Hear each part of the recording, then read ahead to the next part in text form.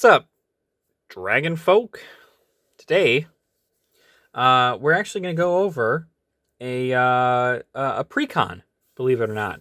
I don't have access to a ton of cards, and I'm not exactly sure what I'd like to build as far as as another deck. I've showed you guys my Shuyun deck in a previous video, which I can put a link to up here. And I like playing Commander a lot. I don't have a standard deck, but I do have several Commander decks. I actually just bought all of the precons for Strixhaven because honestly, one, I'm going to keep them sealed, but two, I'm just going to kind of buy them as I want to play them because I do want to play each one and see how they play.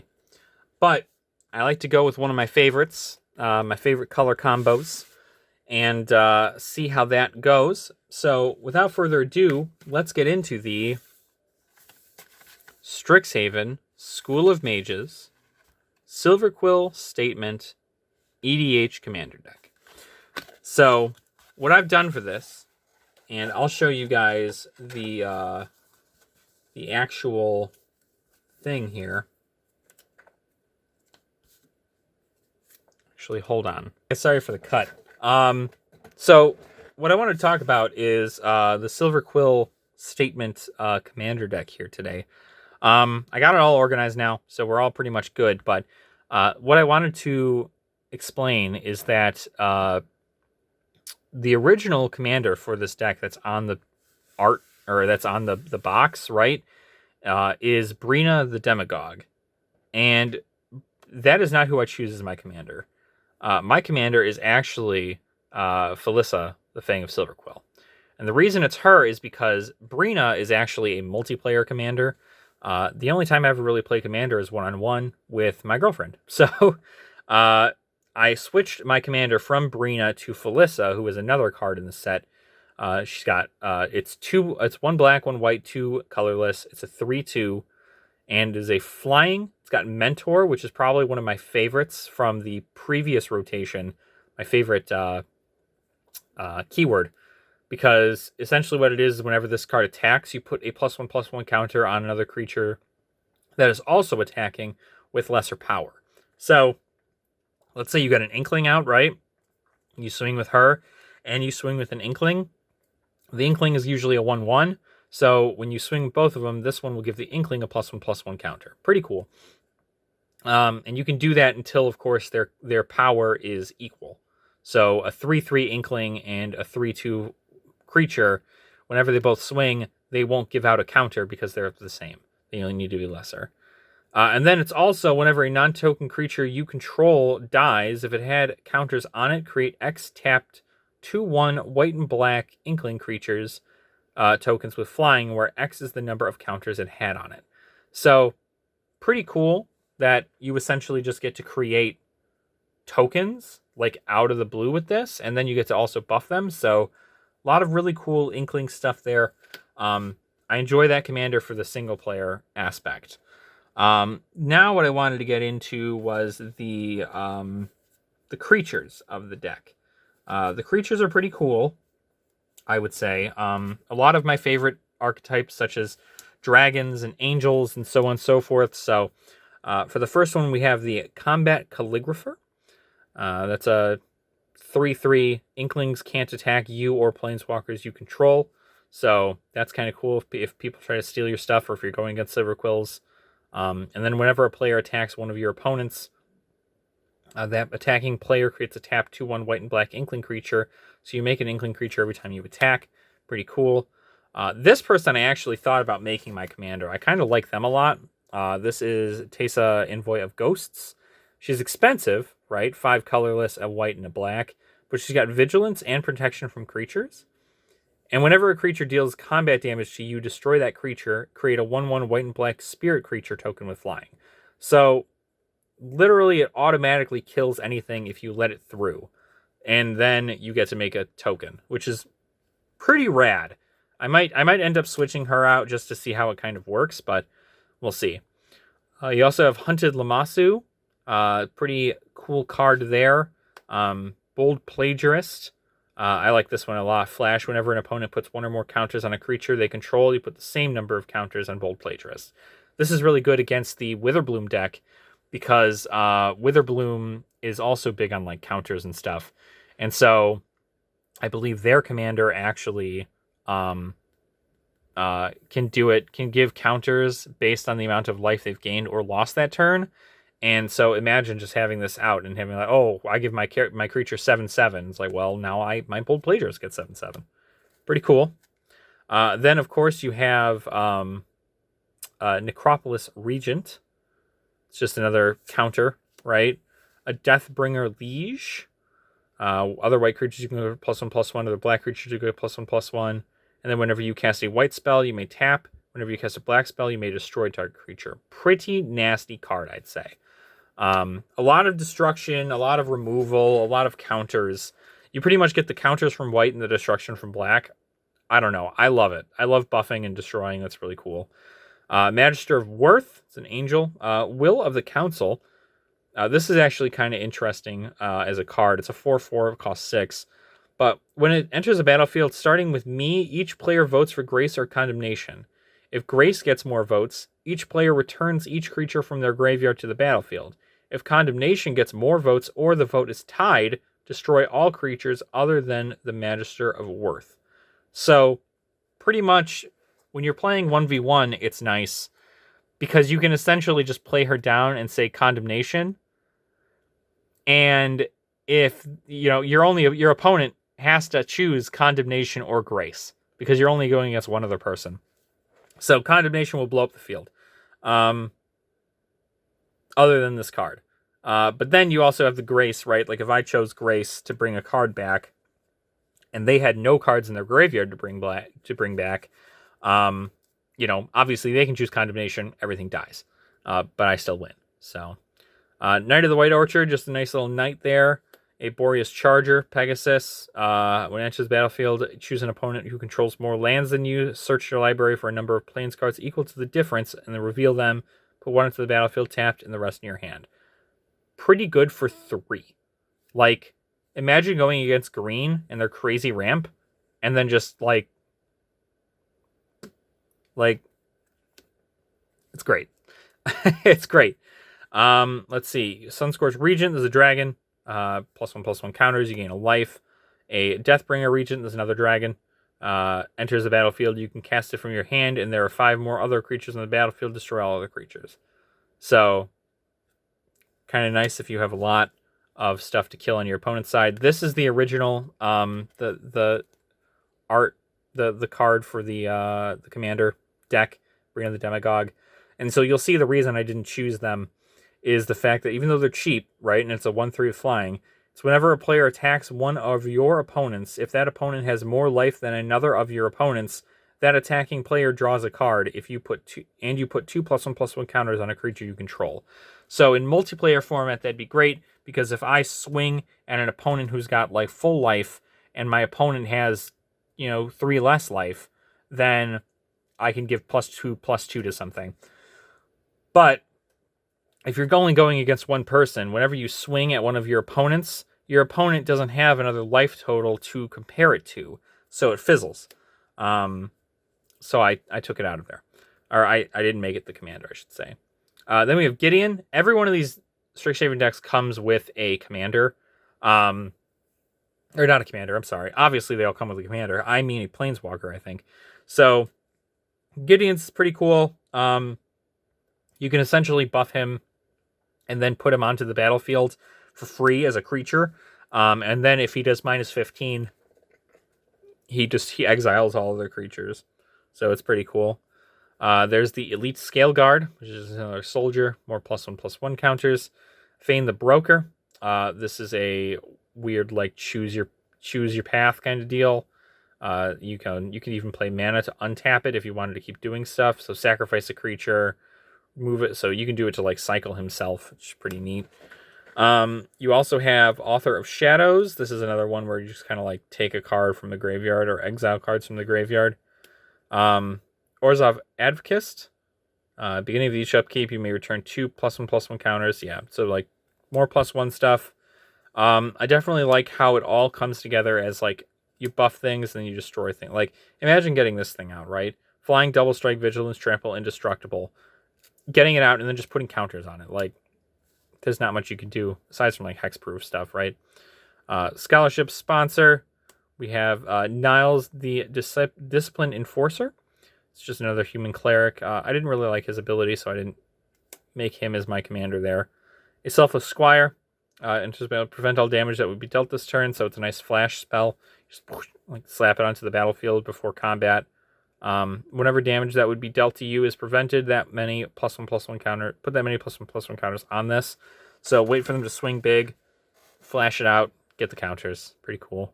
Stalking Leonin, Orskov's Explorer, a Windborn Muse. Flying creatures can't attack you unless their controller pays 2 for each creature they control. There's a sorcery or an enchantment that's like that too, so it's kind of nuts. And then the Angel of Serenity. It's another mythic. When it enters the battlefield, you may exile up to 3 other target creatures from the battlefield and/or creature cards from the graveyard. When it leaves the battlefield, return the exiled cards to their owner's hands. So, kind of neat for the creatures there. Then as far as the sorceries go, we have just a few here. We've got Infernal Offering, which is a sacrifice kind of deal. We have Tragic Arrogance. For each player you choose from among the permanents, the player controls an artifact, a creature, an enchantment, and a planeswalker. Then each player sacrifices all of their non-land permanents they control. So pretty much like a nice little wipe. Let's see. Ambition's cost. You draw 3 cards, you lose 3 life. This is a incarnation technique. It's got Demonstrate, and I don't think I like the Demonstrate, but I understand where it could possibly go right. Is when you cast the spell, you may copy it. If you do, choose an opponent to also copy it. So you give your opponent an advantage for something like this, like mill 5 cards and return a creature card from your graveyard to the battlefield. Let's say they're playing like Shu Yun, right? That'd be nice, because your opponent won't have any other things. Secret Rendezvous, you and target opponent each draw 3 cards. That's just card draw for good stuff. And then Promise of Loyalty. Vow counter on their stuff, and they can only do that there. Onto the instants now. Only a few instants. Definitely more creatures than anything. So you got Ink Shield, prevent all combat damage that would be dealt, and for each 1 damage, you get an Inkling token.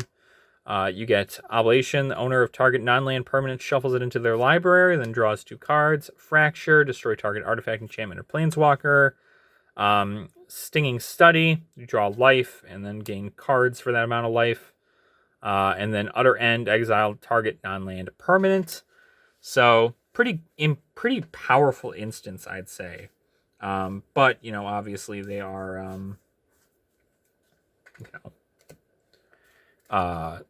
there's only a few of them, so the likelihood of you having them in your hand is pretty low, probably. So now onto the enchantments. We got Cunning Rhetoric. Whenever your opponent attacks you or one of your more planeswalkers you control, exile the top card of that player's library. You may play that card for as long as it remains exiled, and you may spend mana as though it were mana of any color to cast it. Ghostly Prison. This is that other card that, just like that Windsong Muse, creatures can't attack you unless their controller pays 2. Together Forever. Enters the battlefield, support 2, so put a +1/+1 counter on each of up to 2 target creatures. And then choose target with a counter on it. When that creature dies this turn, return that card to its owner's hand. So that's a nice way to kind of indestructible almost. Debtor's Knell. At the beginning of your upkeep, you may target creature card from a graveyard into the battlefield under your control. Soul Snare. Exile target creature that's attacking you or planeswalker you control. Now it's really cool because this is an enchantment. So literally at any point I can just tap white and then sacrifice it to get rid of some big stuff if they ever attack me. We got Duelist Heritage. You may have target gains double strike until end of turn. Parasitic Impetus. I don't really like this card, but it is cool. You get +2/+2, and then your whatever it's attached to is goaded, so it has to attack.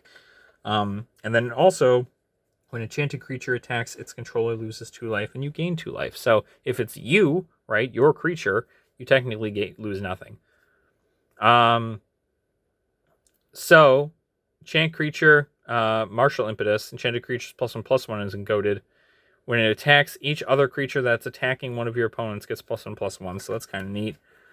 Citadel Siege, pretty cool. You essentially get to choose whether or not you want 2 +1/+1 counters every upkeep. or when it enters the battlefield, or at the beginning of combat. Yeah, at the beginning of combat on your turn, put counters on stuff. And then you can have Dragon, which at the beginning of your combat... Whoop, hold on. And we're a little bumpy there, folks. At the beginning of combat, each creature opponent... or on each opponent's turn, tap target creature that player controls. You got Vow of Duty, which you enchant the creature, gets +2/+2 as vigilance, and can't attack you or planeswalkers you control.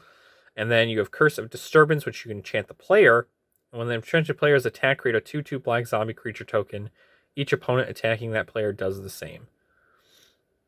So, zombies. Right. So that's kind of that there. Now we'll move on to the artifacts. Yeah. So the artifacts are pretty cool. Pendant of Prosperity enters the battlefield under the control of an opponent of your choice. You can tap 2 and then you can pay 2, tap, draw a card. Then you may put a land card from your hand into the battlefield. Owners draw a card. Then that player must put the land card from their hand into the battlefield. Don't know if I'm in love with that one, but it gets the job done a little bit. Coveted Jewel enters the battlefield. Draw 3 cards. Add 3 mana of any one color. It costs 6, so it's pretty expensive. When one of your or more of your creatures an opponent controls attacks you and aren't blocked, that player draws 3 cards and gains control of Coveted Jewel. Untap it. So just make sure 3 monsters don't attack you. Tempting Contract. You make a treasure token for each opponent who does. You also create a treasure token. Bloodthirsty Blade. It's a nice little equipment there. Equipped creature gets +2/+0 and is goaded. You attach Bloodthirsty Blade to target creature and opponent controls, activate only as a sorcery. So, not bad. Choose a player. That player adds 1 mana of any color. Arcane Signet, obviously. Orzhov Signet, obviously. Mind Stone, obviously. Victory Chimes. Player of your choice adds colorless. And then the good old Soul Ring. So, gotta run Soul Ring in these decks. You just gotta. Alright, and then the rest of this deck is land. So, we'll kind of go over it. Orzhov Basilica. A lot of these are like you tap them. They come on the battlefield tapped, and then you can return them. A lot of the campuses are also pretty crazy. Bojuka Bog. When Bojuka Bog enters the battlefield, exile all cards from target player's graveyard. Pretty neat. That's good for like Witherbloom stuff. Mirrored Landscape, obviously. So like you can add colorless, but if you add a white or a black, activate only if you control a swamp. So a lot of like conditions. Exotic Orchard, an Opal Palace, a Barren Moor. Then you have Command Tower, right? Rogue's Passage. You have Secluded Step, Corio, Center of the Sea. Each player draws a card, so that's kind of neat. Temple of the False God, obviously. Study Hall. You got Caves of Kolios. See, this is another one of these. You can add white or black, but it deals 1 damage to you. I think they're not called shock lands because they don't deal 2 damage. I'm not sure what they're called, but they're something. Temple of Silence, it's the scry ones. Silverquill Campus enters the battlefield tapped.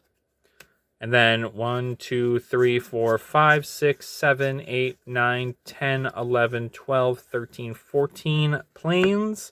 1, 2, 3, 4, 5, 6, 7, 8, 9, 10 swamp.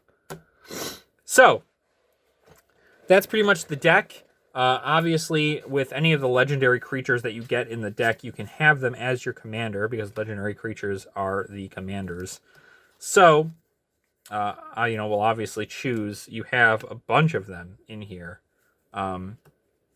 A lot of different things that you can choose as a commander for this deck. But out of all the choices, Felisa's good, and I liked the one we'll show at the end here. This one, Tasa. So, Tasa, I think it's Tasa? Yeah, Tasa. Her and this one, pretty cool, right? But I imagine if you are playing multiplayer, Brina's going to be pretty good. And obviously is cheap, so that's always good. You could always play Gideon, but I wouldn't. He's very situational. He's pretty much just a monster that can exile stuff for, minus 15. But you got to kind of work for that. Feign the Broker, not too great. I mean, he's cheap, which is great. A 3/3 for 3 is good. But you have a lot of different things you can do. So versatility wise, I'd say this is pretty good. But that's obviously if you're getting tokens out and things like that.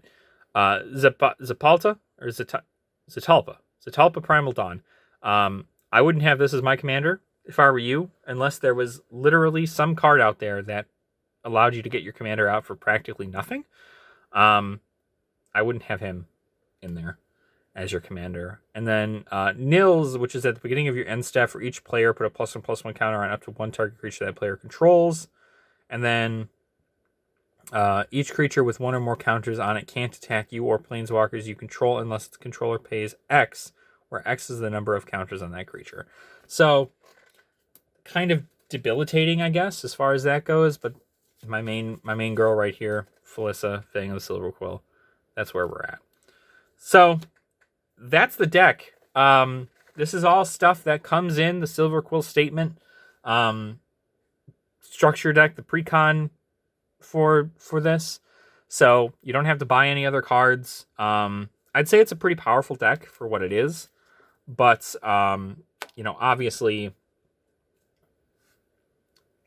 obviously you have better cards that I'm sure you can put in here, like dual lands and so on and so forth. So, yeah.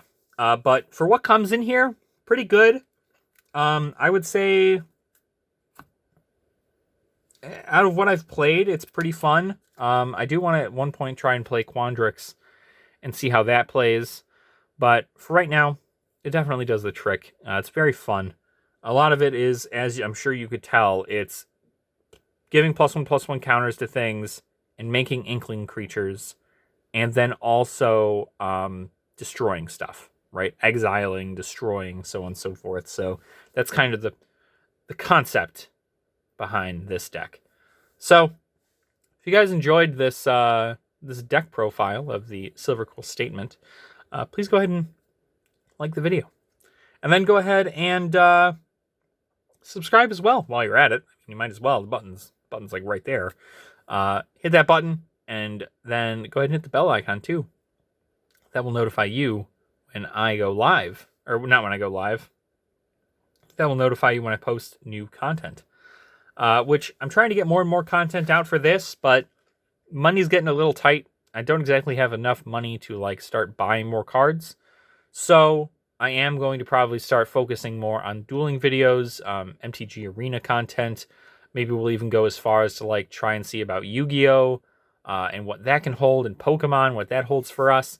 But until then, we're kind of just doing what we're doing. So thank you guys so much, and hope to see you guys in the next video. All right. Nerd out.